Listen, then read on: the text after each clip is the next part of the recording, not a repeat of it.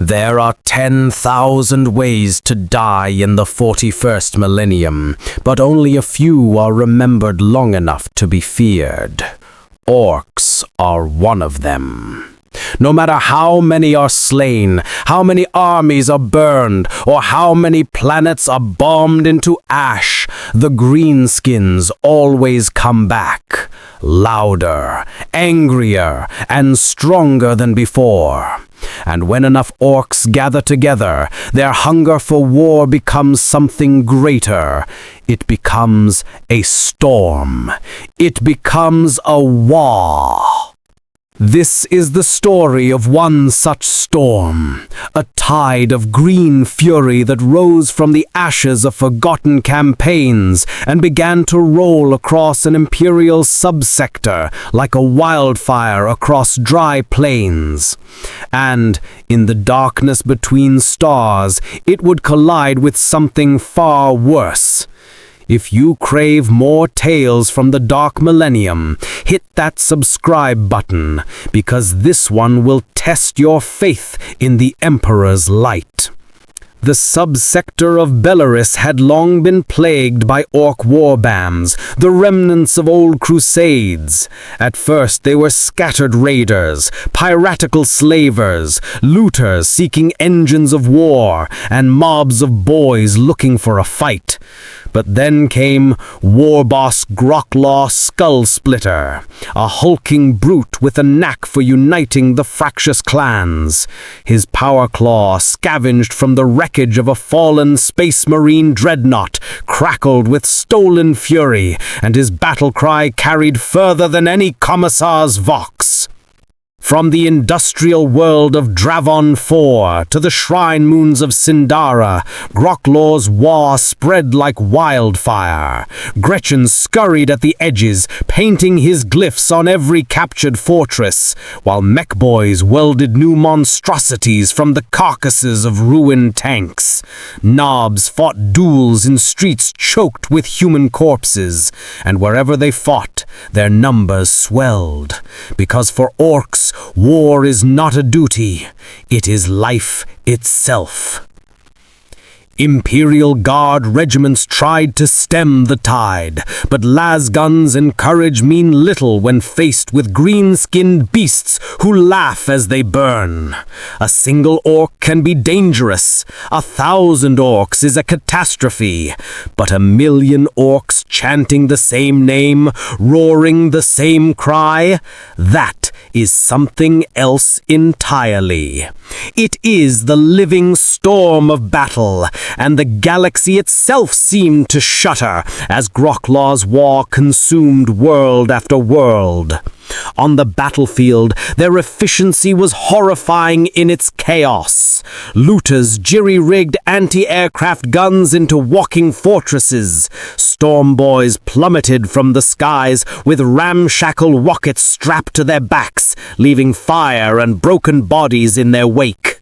Even the Ostra Militarum officers, hardened by years of war, whispered with dread about the unnatural aura of orc momentum. That unholy field of psychic energy generated by their collective belief. Tanks fired shells that should have obliterated them, but orcs shrugged off wounds through sheer willpower.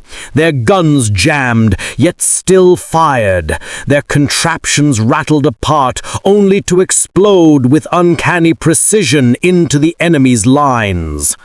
And still, the WAAAGH grew. Each battle was fuel for the fire, each victory a drumbeat driving more orcs into the maw of war. By the time WH40k's fleet darkened the skies of the mining world Belaris Prime, there were so many greenskins that the planet's own crust seemed to groan beneath their weight. The world burned, and the orcs bellowed their joy. But beyond the system's edge, in the void between stars, something vast was stirring. A silence deeper than the grave. Vox signals began to die, astropathic choirs screamed and fell silent, and strange meteoric shadows were glimpsed by terrified voidsmen. The Orks did not notice. They never did. They only knew that more fighting lay ahead. And they were right. Because the swarm was coming. In the endless dark between suns, silence is never a good sign. For Imperial void ships, silence means astropathic choirs severed mid-scream, vox chatter collapsing into static, auspex readings drowned by an unseen interference. The men of the Navy know this silence. They call it the shadow in the warp. But Orks do not care. The first signs of the Tyranid approach were written in dying starscapes, comets that were not comets, vast biological shapes blotting out the starlight, and the strange oily shimmer of tendrils pressing into real space. A smaller fleet might have hidden, turned away, or preyed. Gracklaw Skull-Splitter's armada of rusted kill cruisers and haphazard rocks only laughed. Gracklaw Skull-Splitter armada of rusted kill cruisers and haphazard rocks only laughed.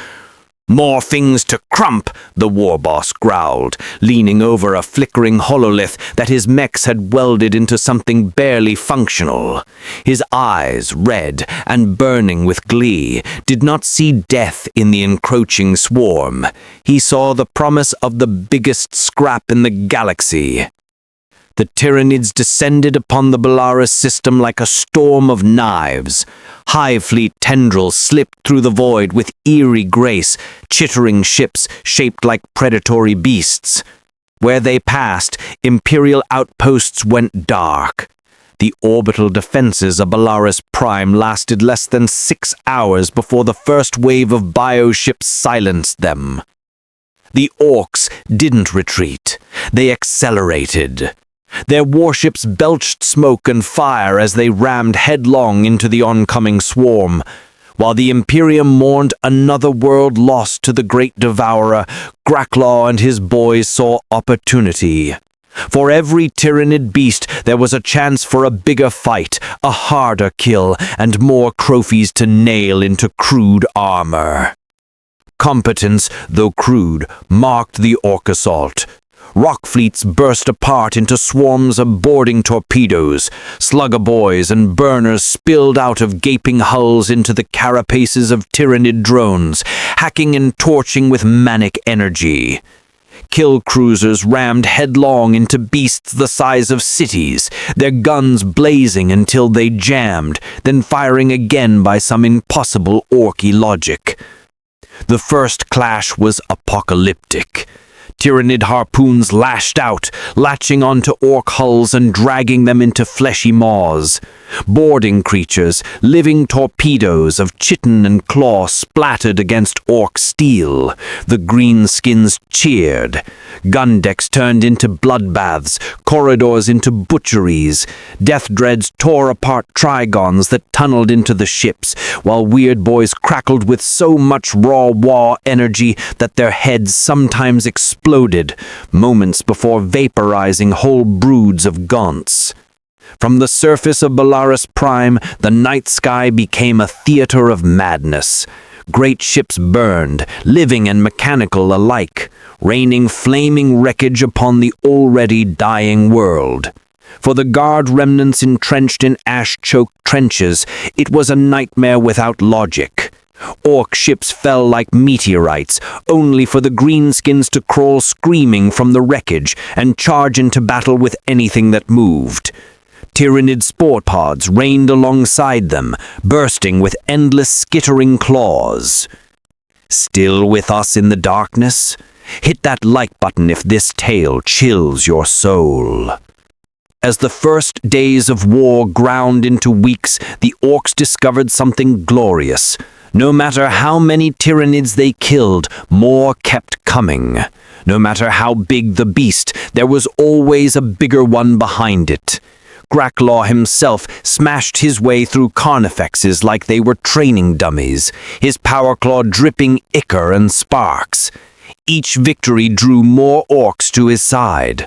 The WAAAGH grew louder, fiercer, more impossibly strong. But the Tyranids were not mere beasts. They were the will of a galaxy-sized predator. The hive mind adapted, learned, shifted. Where orcs charged headlong, the swarm countered with precision, birthing new strains of bioforms tailored to shred through orc mobs, to pierce crude armor, to neutralize the psychic roar of weird boys. For every orc bellowing for war, 100 more claws clicked in response. And still, neither side faltered.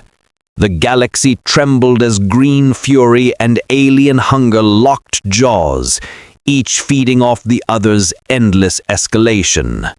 The war had begun, and neither could back down. When two unstoppable forces meet, the galaxy itself seems to recoil. The Orks and the Tyranids had clashed in orbit, but when the fighting spilled fully onto Belaris Prime's scarred surface, the war reached a fever pitch that defied comprehension. The first landings were pure chaos. Ork cruisers plunged into the planet's surface like meteors, gouging craters from which mobs of greenskins erupted, firing wildly and bellowing challenges. At the same time, Tyranid spores blackened the skies, blotting out the weak sun as they rained down in biological fire. Each pod split open with a wet crack, disgorging gaunts, warriors, and worse, onto the already ruined world. It was war made manifest. The Astra Militarum remnants on the ground, few, starving, and desperate, watched in awe and horror. Their trenches had once been defensive lines, but now they were mere scars on a battlefield too large to comprehend. One guardsman clinging to his lasgun as Orks and Tyranids tore into one another just beyond the wire, muttered the only prayer he knew. "Let them kill each other. Please, Throne, let them kill each other." On the plains of Dravon's Reach, Gracklaw's Skull Splitter led the charge. Towering above even his largest knobs, his power claw dripped Tyranid ichor. He roared laughter as a hive tyrant barreled into him, its talons screeching against his armor. The duel shook the ground. Mech boys cheered as they unleashed shock attack guns that spat snotlings through the warp into the tyrant's throat, exploding it from within. The war boss only laughed louder, demanding a bigger foe. Elsewhere, the Orks proved their brutal competence in ways only they could. Trucks, hastily welded from broken lemon rust tanks, raced across the battlefield firing jury-rigged cannons. Deathcopters swooped overhead, unleashing storm after storm of rockets that should never have worked but did, tearing chunks from towering trigons. And in the heart of the green tide, weird boys pulsed with psychic energy amplified by the WAAAGH. They screamed as they unleashed arcs of green lightning that vaporized entire broods. Some burned out spectacularly, detonating in clouds of gore and warp light. The other Orks only cheered. The Tyranids, however, were not mindless. For every loss, the hive mind adapted. When slugger boys slaughtered endless gaunts, new waves of hormagaunts arrived, faster and sharper, swarming over Orks before they could fire. When Ork armor grew too thick, zoanthropes descended, their psychic lances burning holes through even the mightiest knobs. Carnifex broods were bred in real time, hurled into Ork lines to counter the maddened death dreads. A living machine of war, responding and correcting, endlessly. The planet shook with the sheer scale of it. Volcanoes erupted from the stress of biological terraforming clashing against Orkish artillery fire. The sky burned, thick with spore clouds, smoke and fire. No natural life could survive such a war zone, only monsters and the few terrified humans who hid in the shadows, praying that neither side noticed them. One such group, a squad of battered guardsmen under Captain Vera, recorded fragments of what they witnessed for the astropathic relay, though none knew if it would ever pierce the warp shadow. Their words trembled with awe and horror. We watch gods of war, titans of nightmare. The Orks, they laugh. The Tyranids, they hunger. There is no victory here, only consumption.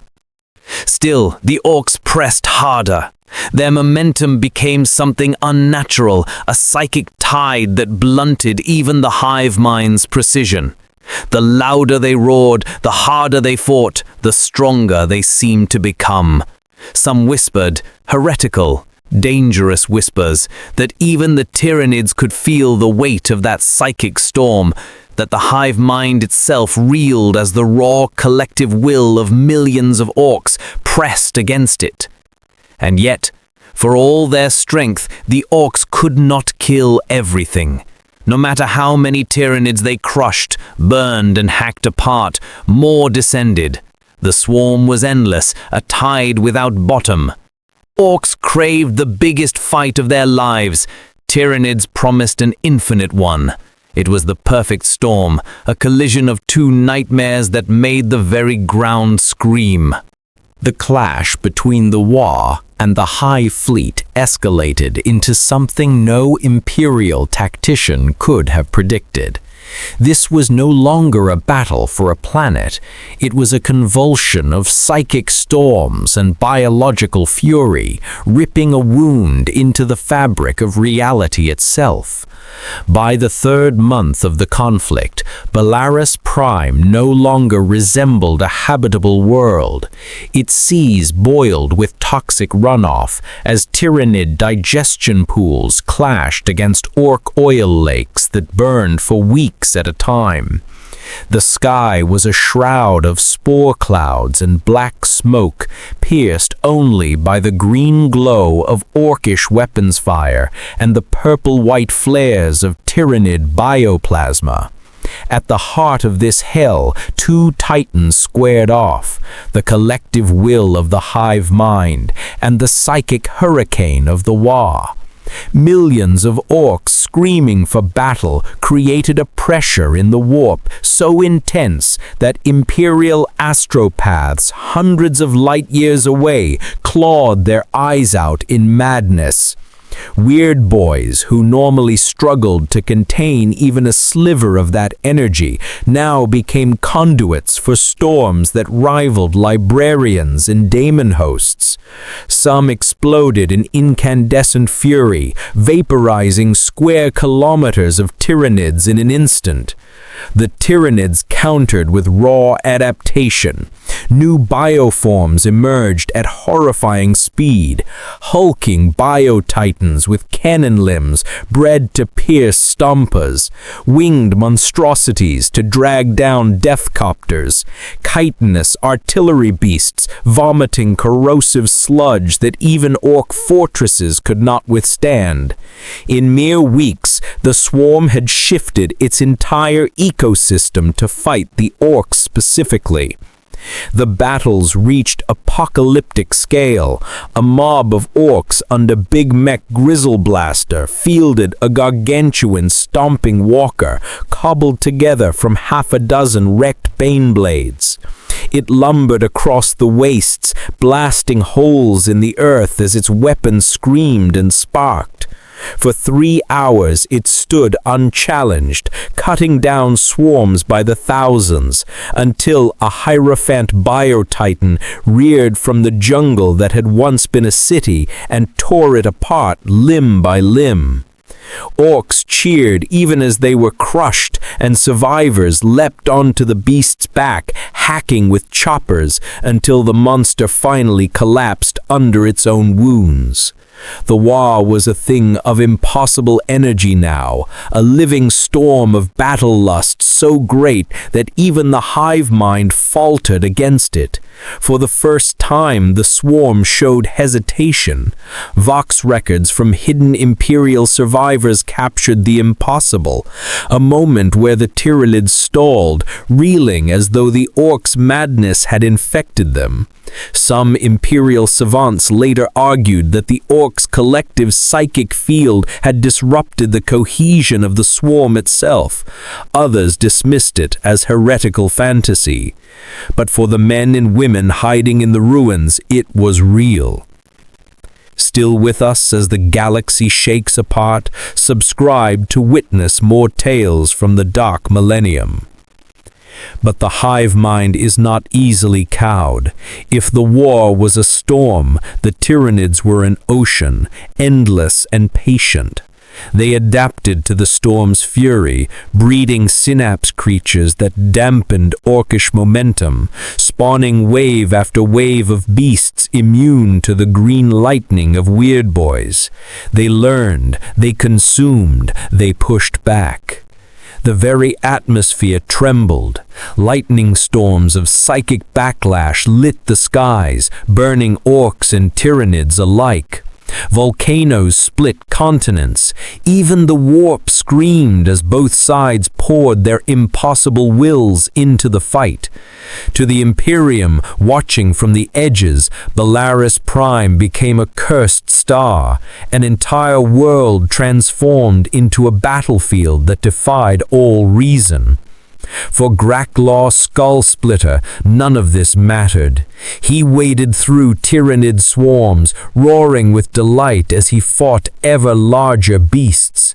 His boys chanted his name until the air itself vibrated.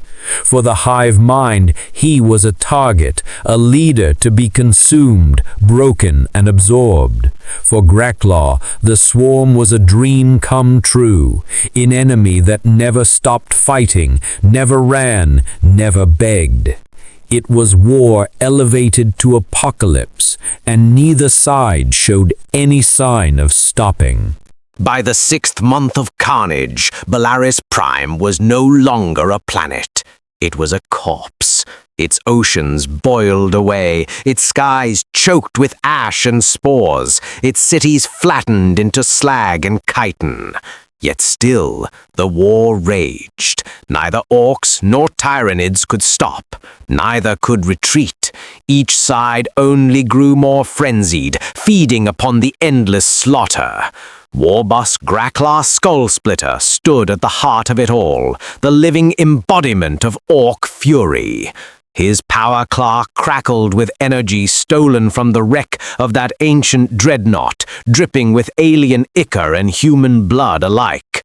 For months, he had faced foes that would have broken any other warlord, hive tyrants, carnifex broods, bio-titans, and he had survived, each duel feeding the legend of his WAAAGH. His laughter carried over battlefields like a thunderclap, and with it came the maddened cheers of millions of boys.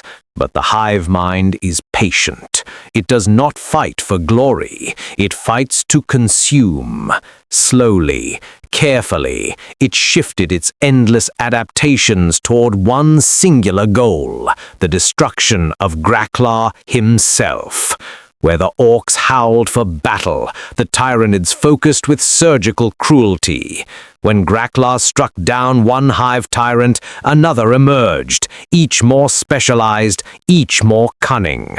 And behind them, synapse creatures whispered a terrible will into the swarm. Break the leader, and the tide will falter. The climax came on the shattered plains once known as the Argent Plateau, now little more than a wasteland of burning oil rivers and digestion pools.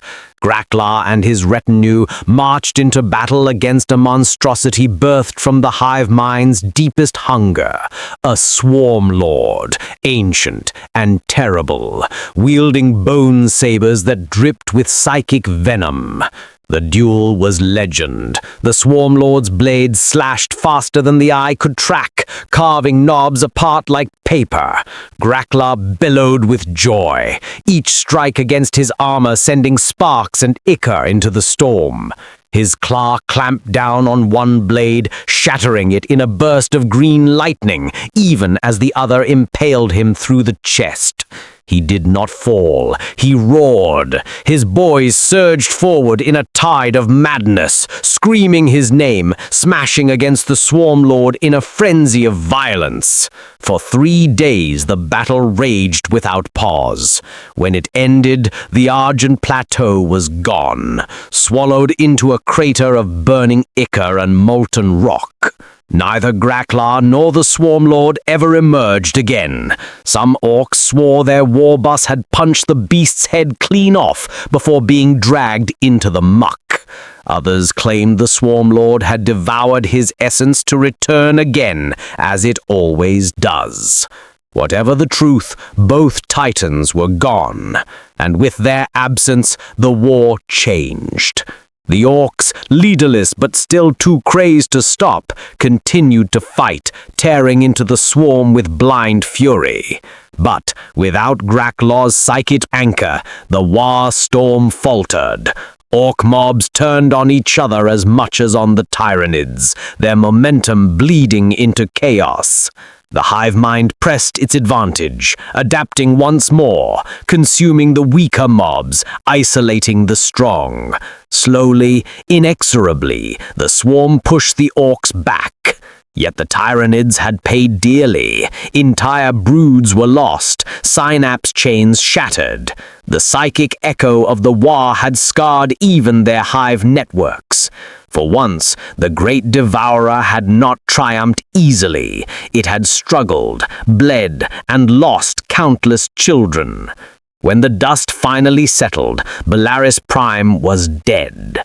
Orks still roamed its broken surface, smaller warbands tearing through the ruins, too stubborn to die.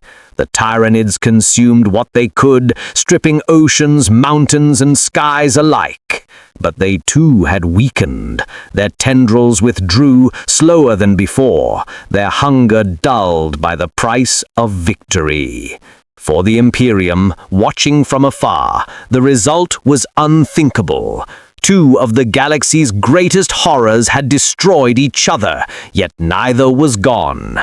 Both remained, diminished but alive, and the world they had fought over was lost forever. To the Imperium, it was a nightmare with no comfort. The Orks would rise again, the Tyranids would feed again, and the galaxy would tremble when they met once more. The Battle of Belaris Prime would never enter the official records of the Administratum. Too much chaos, too much heresy, too many unanswered questions. The few survivors who escaped the system carried only fragments of what they had seen. Firestorms blotting out the sun, titans of chitin and steel locked in endless combat, psychic storms that burned the very air. But among the ranks of soldiers and civilians, whispered legends spread. The story of the time when monsters fought monsters, and the galaxy itself nearly split apart in their fury. In truth, there was no victor. The Orks lost their great war boss, and their WAAAGH splintered. The Tyranids consumed much, but not enough to justify the cost. The Imperium gained nothing but ash. Yet the echo of their collision remained, a scar upon the void, a reminder of what happens when 2 hungers, one for war and one for flesh, collide without restraint. The Emperor's light burns eternal, but it flickers thin against such horrors. And somewhere in the dark between stars, new WAAAGHs rise, new tendrils drift. The cycle begins again. The Emperor protects. More stories await.